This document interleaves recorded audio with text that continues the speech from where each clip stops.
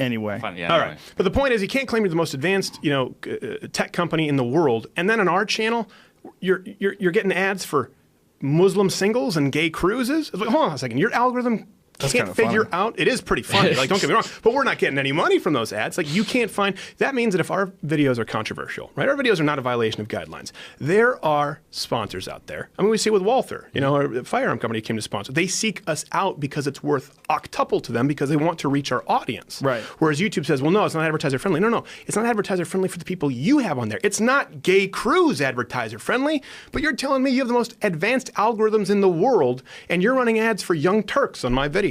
Like, I don't Do they buy it. really? Yeah, I think so. I mean, I've That's seen a bunch of hilarious. leftist ads on my channel. They might do that on purpose.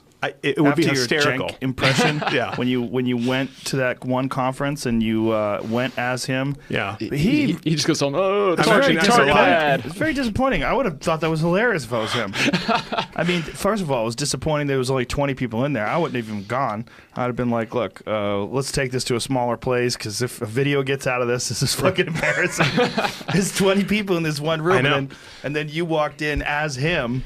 I didn't want to do it. Right. Like, he had called me out. And we've had people even on this Wait a this minute. show. Of course you wanted to do it. That's why you did it. No, he knows I didn't want to do it. I was like, but I feel like I have to because he called me out and I said, I accept. Basically, like, okay, let's and then nothing. He called you out how so? He was For a constantly debate? talking trash. I mean, oh, Steven Crowder, self-styled comedian. Oh, he sucks, bullshit, that whole thing. So it's like, okay, I responded. I'm like, let's hash this out.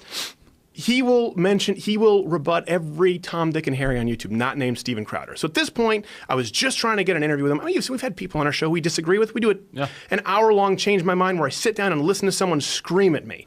I'm more than willing. The video you did, though, where you drinking the bacon grease and you did It was Anna, pretty mean. You did him. No, it was funny. Come on, man. It's fucking funny. It made me laugh. But the point is he forced my hand. Right. I had to do it. Like it's like that guy in Diner has to punch all the people who ganged up on a baseball diamond throughout the I was like, well, now I have to do this with Cenk because there's no other recourse. And he kept going to the audience. The only reason we showed the audience. It's like YouTube. There's no other recourse. Yeah, he's like, you have to go to Trainee Bane. Right. It has to escalate. He goes, listen, you're dying. The audience doesn't like you. So it's like, at this point, you brought up the audience. Let's do a pan. There's 20 people. Like, I don't want to go up and embarrass the guy, but he's just such an asshole. There's just no way around it. So we kind of retired that character. That character was funny when you're drinking the bacon grease.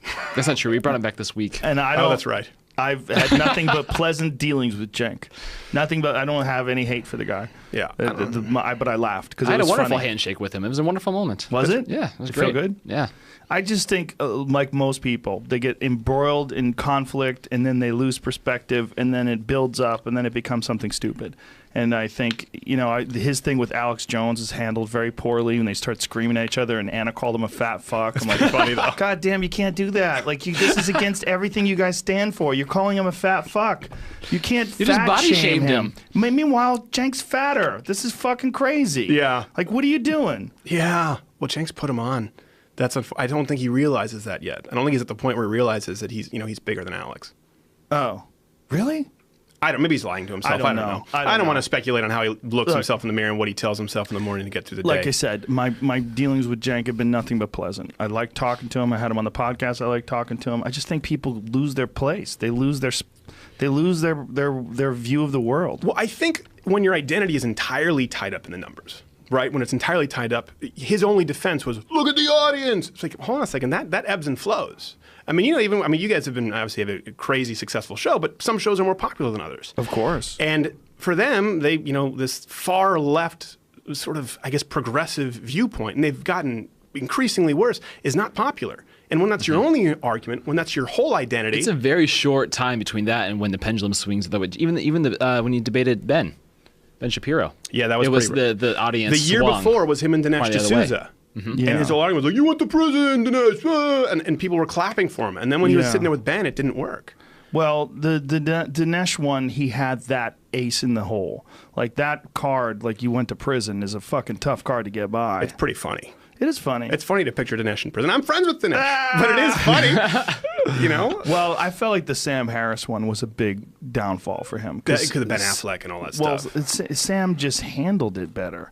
When they had that long 3-hour conversation. In a 3-hour conversation with someone, it's hard to hide. It's like your ideas get exposed, your lack of knowledge gets exposed. Well, that's why the left doesn't do it. And I know people's well, okay, we do a segment where the biggest success for us this year that we're really grateful for is the Change My Mind segment.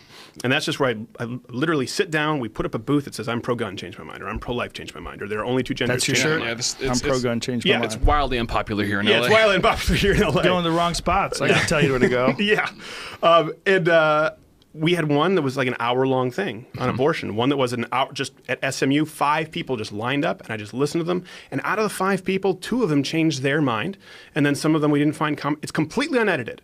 And everyone, when I worked at Fox News, everyone in cable news would have told you this would not work, and no one's going to watch an hour-long discussion. Right. But there's no one on the left who does that.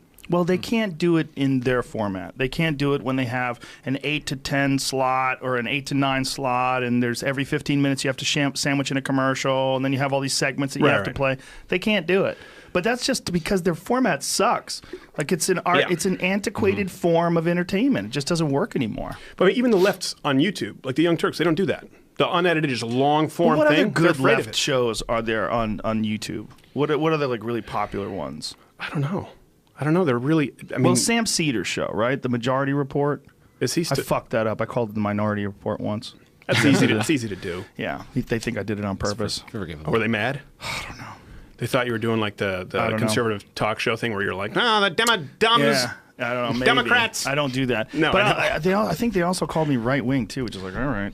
Like you pick up. One of the things they were saying was that people just decide, like that these people that we decide to help each other out. That the right supports themselves and they support like other right wing people, but the left needs to figure out how to do that. I'm like, I'll fucking have anybody on. I have left wing people on all the time. I have libertarians on all the time. I have people that are completely neutral to politics on all the time. I just think when you box yourself into these ideologies, when you're only pro-left and you can't see any perspective outside of that, it becomes an issue. It's going to be an issue for you today after a double feature of Jordan Peterson and us. It's probably going to come fast. I don't give a fuck. I really don't. I mean, and Jordan Peterson, of all I knew people. it when I was doing this. First of all, Jordan Peterson, I'll have that guy on anytime. He's one of my favorite people to talk to. Just a fascinating guy. But I knew, like, having you two back to back, it's like, oh, it's the fucking alt-right sandwich. Oh, look at Rogan. He's just embracing it. What are you, Nazi now? But you're definitely on the care watch list and they're after not this. listening to Peterson. The facets of all the variables. What I wanted to talk to you guys about is some of my favorite stuff that you've done. And some of my favorite stuff that you've done is the undercover shit.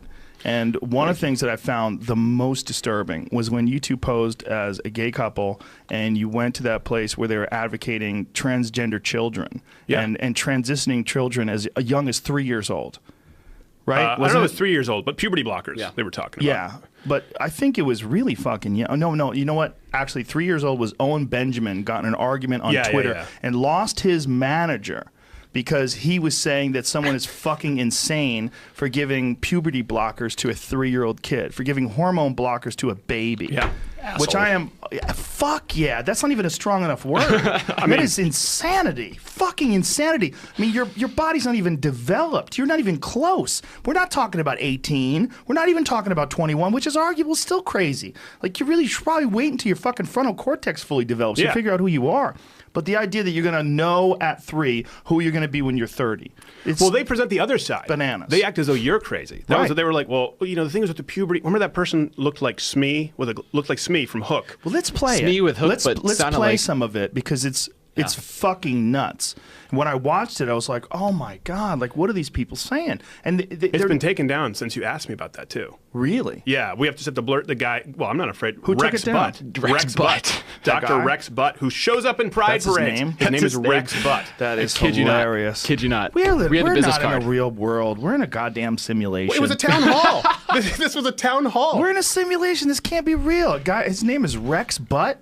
And he got YouTube What do you to do take for it a down. living? You know. And YouTube acquiesced to Rex Butt. son.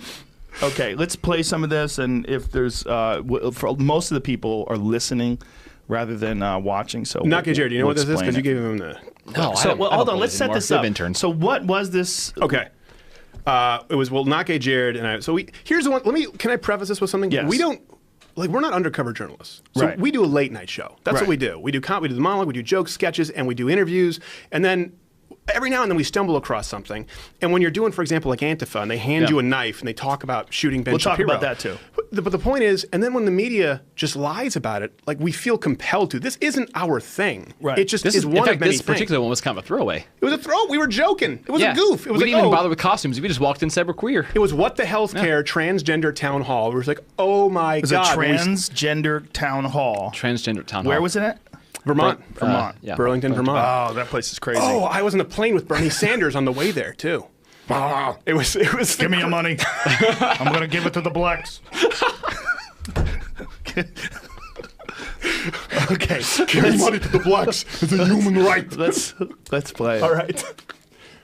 Boy, he's about 6 now. He has said that it feels like a girl, prefers playing with dolls, and of course we don't want to discourage it.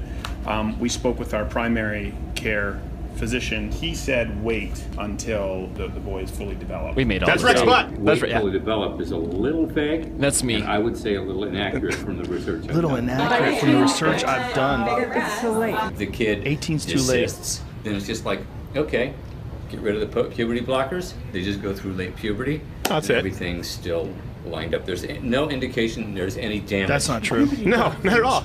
Puberty blockers are not reversible.